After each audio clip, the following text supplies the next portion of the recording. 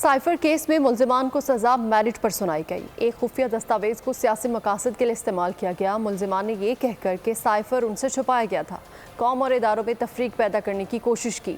मुल्क को सिफारती तौर पर तनहा किया गया। साथ ही पार्टी पर कब्जे के लिए वकीलों ने भी बानी पीटीआई के साथ हाथ कर दिया। साइफर केस अपने मेरिट के मुताबिक चला और इंसाफ की फतह के साथ अंजाम को पहुंचा।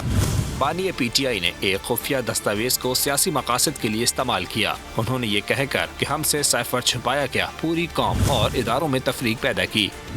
कौमी दस्तावेज के साथ बड़ा खिलवाड़ किया गया। बात बिलाखिर नेशनल सिक्योरिटी और सफारतकारी के साथ खेलने पे ख़त्म हुई। इस कोशिश की बिना पर पाकिस्तान की सिफारती हलकों में सुबकी हुई। दुनिया के सिफारतकार आज पाकिस्तानी सिफारतकारों पर एतमाद से गुरेज़ा हैं। पिछले कई हफ्तों से पीटीआई की लीगल टीम भी अदालत से गैर हाजिर रही। ऐसी कौन सी वजह थी कि ये लोग पैरवी से गुरेज़ा थे? वकीलों ने अपनी सियासत के लिए बानी पीटीआई को कुर्बान कर दिया।